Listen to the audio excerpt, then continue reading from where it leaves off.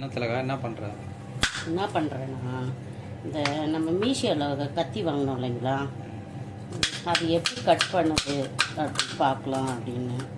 நிஜமாகவே நல்லா சூப்பராக கட் பண்ணுது. அதுக்காக ஒரு வீடியோ போடலாம், சும்மா இருக்கணுமே அப்படி சொல்லிட்டுன்னு. இன்னும் நல்லா ஷார்ப்பாக இருக்குது. ஃபஸ்ட்டு யூஸ் பண்ணும்போது பார்த்து தான் யூஸ் பண்ணணும். இது வரைக்கும் நான் இதில் வச்சு யூஸ் பண்ணது கிடையாது. கட்டை விரலில் தான் யூஸ் பண்ணுவேன்.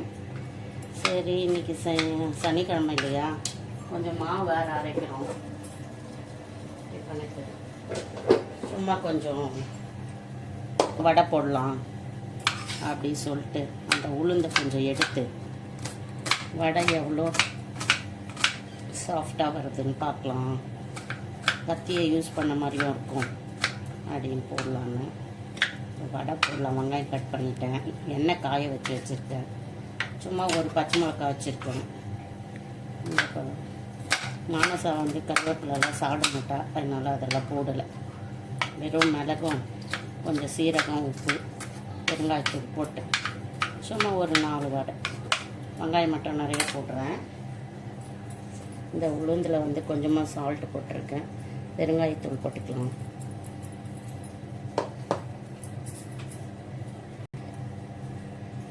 கொஞ்சமாக சீரகம் போட்டுக்கலாம்.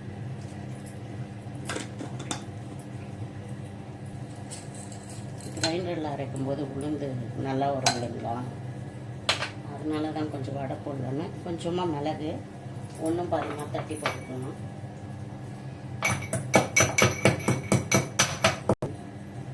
கொஞ்சமாக மிளகு போட்டுக்கிறேன். நம்ம எப்பவுமே வடை சுடும்போது நல்லா இந்த மாவு இப்படி நல்லா அடிச்சிக்கிங்கன்னு வச்சுக்கோங்க, நல்லா உப்பசமாக வரும். வடை சூப்பராக இருக்கும். இந்த மாதிரி ஒரு வாட்டி பண்ணி பாருங்க. அது நல்லா இப்படி அடிக்கும்போதே நல்லா பொங்கி வரும். எக் பீட்டர் இருந்தால் கூட அடிச்சுக்கலாம்.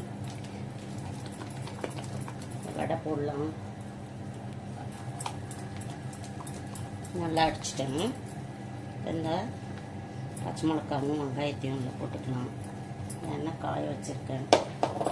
டிஃபனுக்கு மாவு அரைச்ச மாதிரி ஆச்சு, வடை சுட்ட மாதிரி ஆச்சு.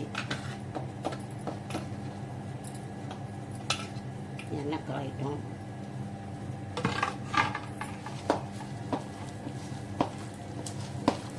கொஞ்சமாக தான் எடுத்துருக்கு, ஒரு 5-6 வடை வர மாதிரி தான்.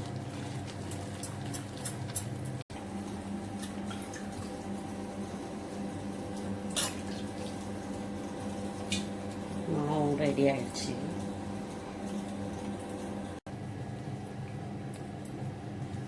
கிரைண்டரில் மாவு அரைச்சாலே ஒரு டேஸ்ட்டு தாங்க வடைக்கு.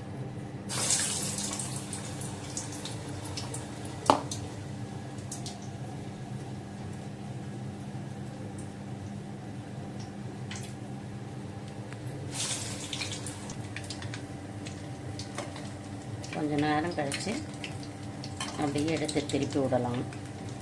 வடை பாருங்கள் எவ்வளோ புதுசு புதுசுன்னு நல்லா குண்டாக இருக்குது.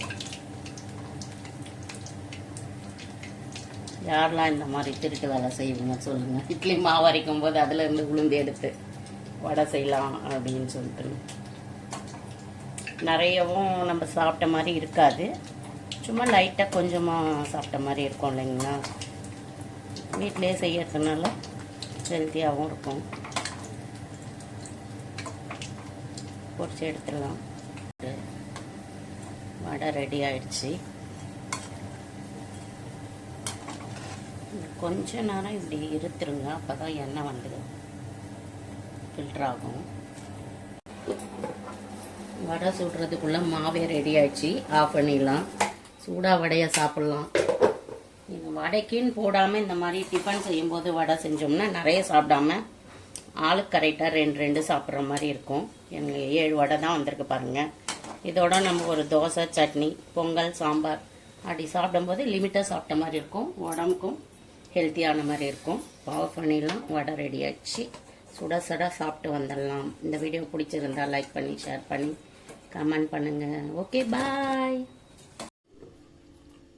பொங்கல் பொங்கல் எல்லாருக்கும் தெரியும். பொங்கல் பண்ணி முடிச்சாச்சு. சட்னி அரைச்சிருக்கேன். நம்ம அந்த வடையோட நைட் டின்னர் வந்து முடிச்சிடலாம். ஓகே, பாய்.